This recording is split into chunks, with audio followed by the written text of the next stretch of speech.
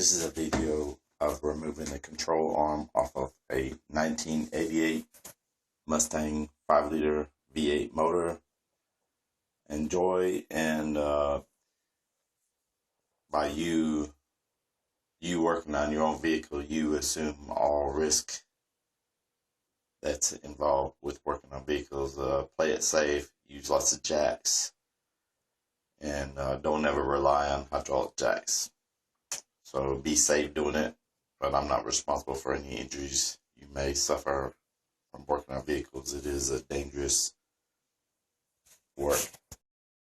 Are jacked up. Of course, you have to leave plenty of room under it, under the car, to get to the control arms, the ball joint area, and also where the bushings connect the control arm to the frame. You have to leave a lot of room there for you to work. One other thing about doing this job, you will need to get some sort of spring compressor. The spring compressor I got it from Advanced Auto Parts. It was like $30 or $40, and it looks like something like this. I'm going to show you next shot. The spring compressor, I got it at Advanced Auto. Now, I did make one modification to it. I did put this this pipe on one end so it could start compressing sooner than how it's originally set up. What happens if you don't put that pipe on it? What happens is the bolt runs all the way up above this top piece. That's where it's threaded in. And on the Mustang, there is not a hole on the top part of the spring for that bolt to go through. So what happens is it starts hitting on the frame. But if you put this little pipe on here, it'll start compressing sooner, and that will allow you to compress the spring without cutting that bolt. So I didn't want to cut that bolt. So anyway, I did add this little pipe right here to allow it to start compressing sooner. There's one note about trying to fit this spring compressor onto the spring. Now, I had to take this thing apart and fit it up inside the spring, take it disassembled and assemble it inside the spring to get it to fit. And I know it's a pain in the ass, but I don't know. I'm not sure what else to do besides doing that, because the size of this little piece right here is actually too big to actually open it up if it's inside the spring, assembled. So another thing I did is I took it apart and assembled it inside the spring. I'm going to show you like you got these little hooks right here. Take it and slide it inside the spring, and then drop it down.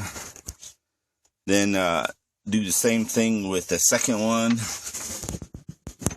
Slide this one on this side, and then drop it down. And then you have to take this little rectangle piece and fit it up inside the spring, and then attach these two bolts to it to put it back together inside the spring. And you have to do the same thing to the lower hooks too.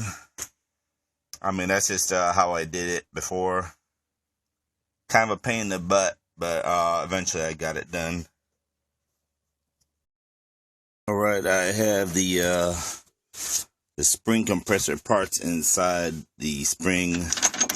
There's one up there inside, and there's one in the bottom there too. So now I am going to take off the thing right here. Some of the suspension parts, sway. I think that's a sway bar. Yeah, that's a sway bar. nuts and bolts. I'm going to remove that right now. Okay, I have this spring compressor. I have it threaded into from the bottom part of the spring compressor assembly to the top part. You can see there's some threads there of this long screws. It's like a bolt, like about a foot long, that goes through the whole thing. And I'm gonna stretch the phone the other direction so you can see the whole thing. There's the wrench at the bottom. This is the bottom hooks right there. The top hooks are up here. When I tighten up the bottom, it's gonna compress it and hold it. And then I'm gonna I can start taking the ball joint apart. I'm gonna have to take the brakes off, of course. Undo the screws for the strut, the shock absorber that goes up to the top there. So I'm gonna take off these two bolts. The two bolts right here, that'll take this assembly off. Take out the two bolts for the calipers. I can lift that up and hang it from the bolts up here by the top there, by the shock absorber. I'm gonna hang that. As soon as the spring is compressed, then I can undo the ball joint nut that's inside there. You can see that right there. That's for the ball joint. Undo that nut. Then I can undo the other bolts for the bushings. The control arm bushings. There's one on the left and also one on the right. Down over there. Right here.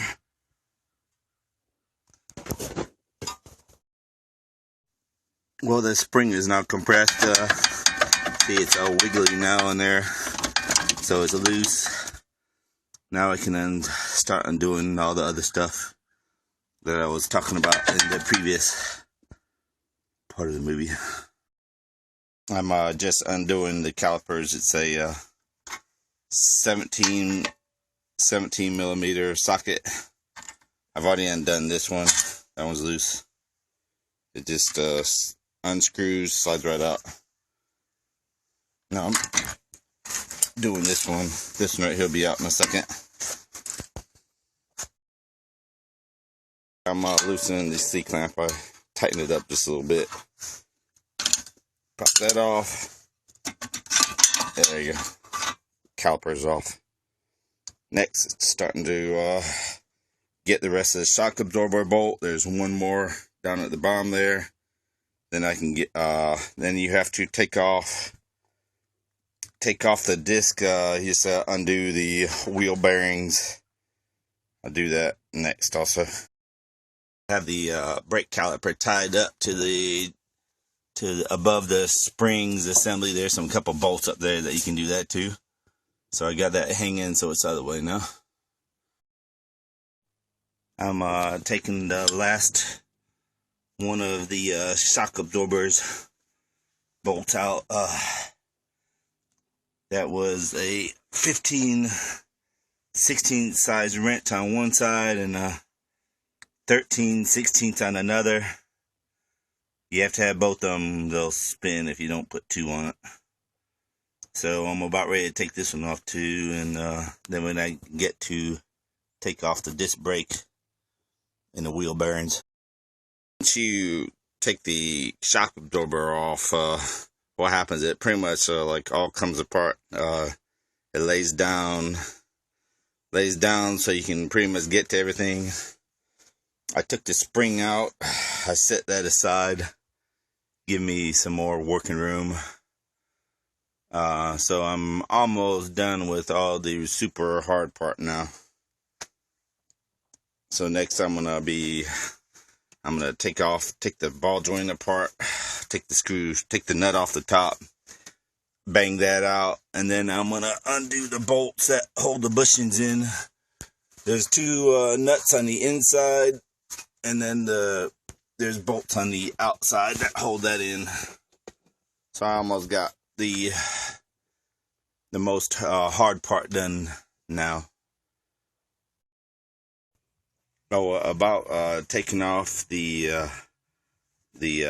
wheel bearings and stuff. You actually don't need to take it off. I just loosen the wheel bearings, and what's happening is the edge of the control arm gets hung up on the back of the where the disc brakes hit on the wheel there, on that edge.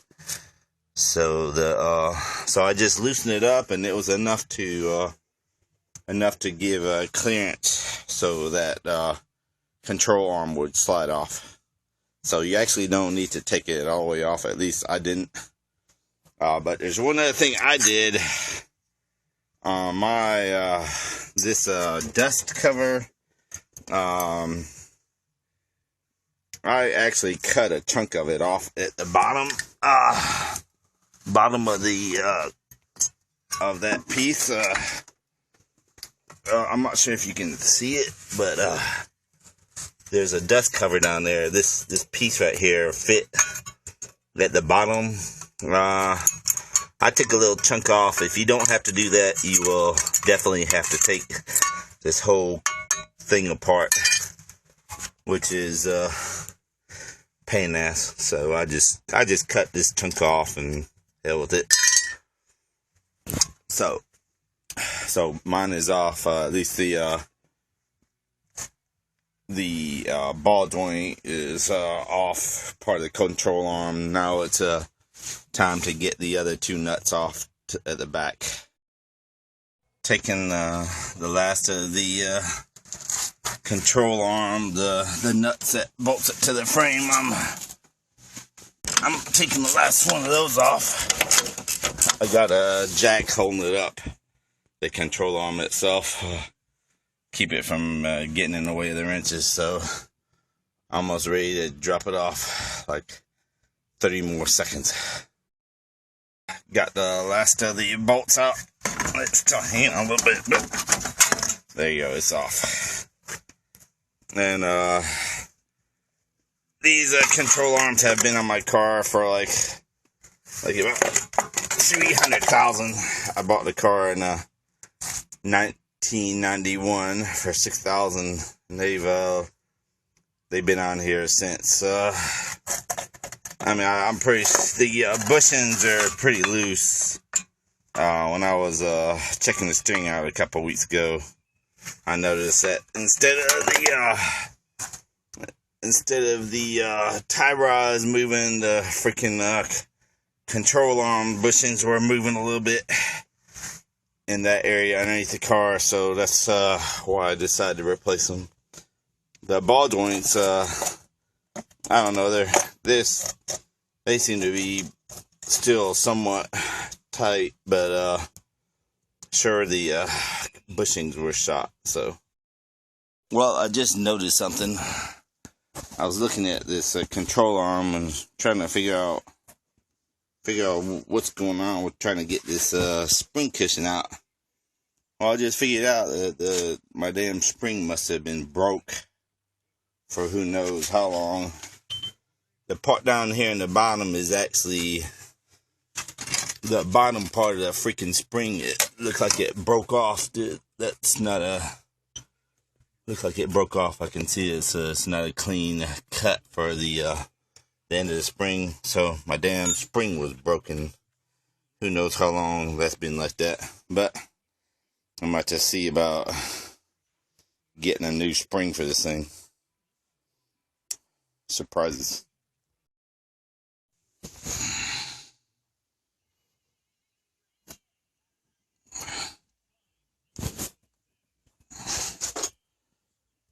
Well, I was just taking this off,